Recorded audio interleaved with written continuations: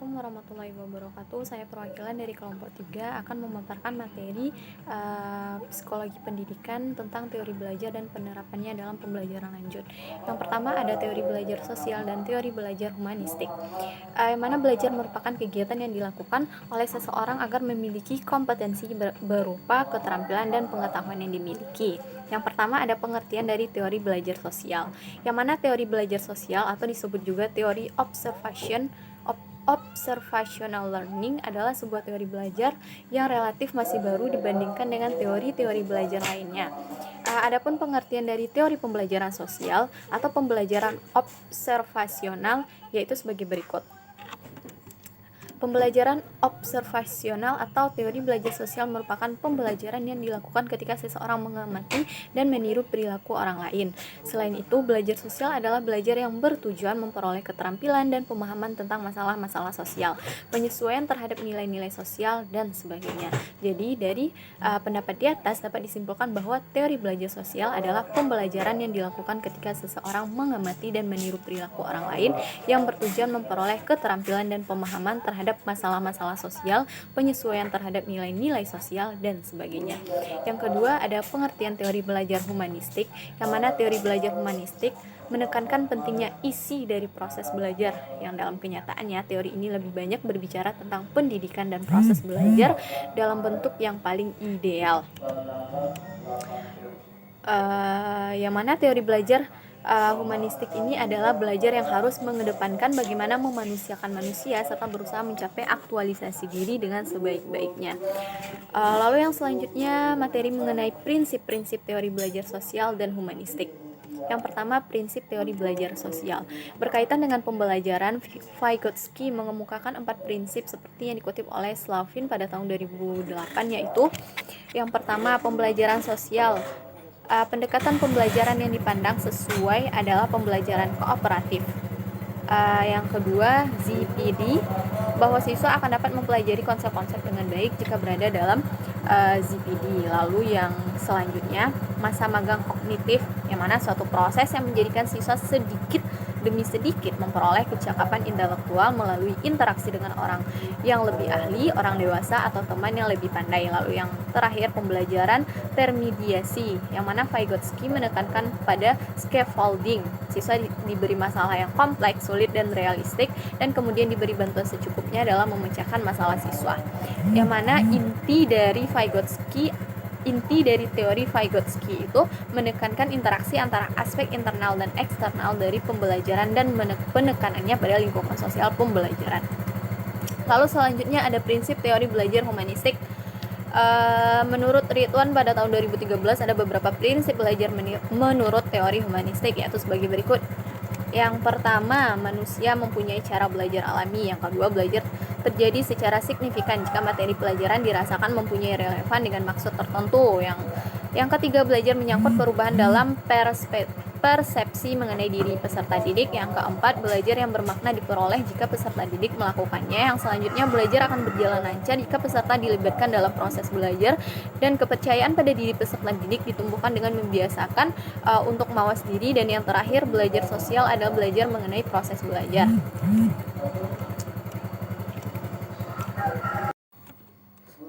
Baiklah, materi selanjutnya yaitu mengenai penerapan teori belajar sosial dan humanistik dalam pembelajaran. Yang pertama ada penerapan teori belajar sosial, yang mana berdasarkan teori pembelajaran sosial, yang mana itu dipelopori oleh Albert Bandura. Pemerhati akan meniru setiap tingkah laku model sekiranya tingkah laku model tersebut mempunyai ciri-ciri seperti bakat, kecerdasan, kuasa, kecantikan, ataupun popularitas yang diminati oleh pemerhati, yang mana itu sudah tentu sebagai seorang guru kita sewajarnya turut mempunyai sedikit atau sebanyaknya mengenai ciri-ciri yang disebutkan di atas tadi. Ia secara tidak langsung amat berkait rapat terhadap proses pengajaran dan pembelajaran, yang mana antara penerapan yang berkait rapat dengan teori pembelajaran sosial terhadap pengajaran dan pembelajaran, yaitu sebagai berikut. Yang pertama, sebagai seorang guru amat penting bagi kita memberi setiap orang murid itu peluang untuk memerhati dan mencontohi berbagai jenis model yang menunjukkan tingkah laku yang diinginkan. Lalu yang kedua, sebagai guru perlu memastikan dan berusaha menyediakan persekitaran sosial yang kondusif agar model ini boleh berlaku.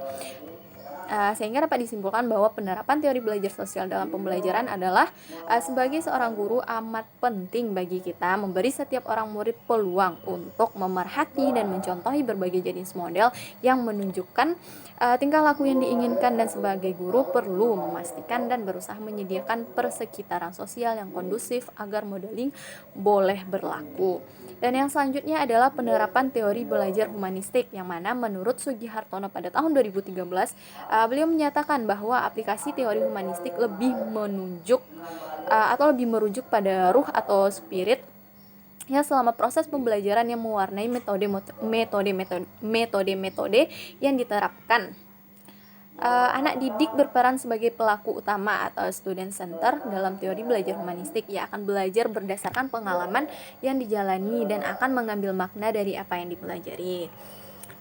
Lalu sedangkan menurut Subini pada tahun 2012 berpendapat bahwa agar belajar lebih bermakna bagi peserta didik, maka diperlukan inisiatif dan keterlibatan penuh dari anak sendiri sehingga akan mendapatkan pengalaman belajar. Dengan demikian, peserta didik diharapkan memahami dirinya sendiri sehingga dapat mengembangkan potensi secara maksimal. Yang mana penerapan teori humanistik dalam pembelajaran, guru berperan sebagai fasilitator, yang mana guru memberikan motivasi dan kesadaran mengenai makna belajar dalam kehidupan anak didik, yang mana guru juga yang memberikan fasilitas pengalaman kepada anak didik dan mendampingi mereka guna meraih apa yang menjadi tujuan pembelajaran. Menurut Sugihartono pada tahun 2013, tujuan pembelajaran itu lebih kepada proses belajarnya daripada hasil belajarnya. Adapun proses yang umumnya dilalui adalah yang pertama merumuskan tujuan belajar yang jelas, yang kedua mengusahakan partisipasi aktif siswa melalui kontak belajar yang bersifat jelas, jujur, dan positif. Lalu yang ketiga mendorong siswa untuk mengembangkan kesanggupan siswa untuk belajar atas inisiatif sendiri, dan yang keempat mendorong siswa untuk PK berpikir kritis, memaknai proses pembelajaran secara mandiri, dan yang kelima siswa didorong untuk bebas mengemukakan pendapat, memilih pilihannya sendiri, melakukan apa yang diinginkan, dan menanggung resiko dari perilaku yang ditunjukkan. Lalu yang selanjutnya guru menerima siswa apa adanya, dan yang terakhir memberikan kesempatan murid untuk maju sesuai dengan kecepatannya. Yang mana semua komponen pendidikan termasuk tujuan pendidikan diarahkan pada terbentuknya manusia yang ideal, manusia yang dicita-citakan, yaitu manusia yang mampu mencapai aktualisasi diri.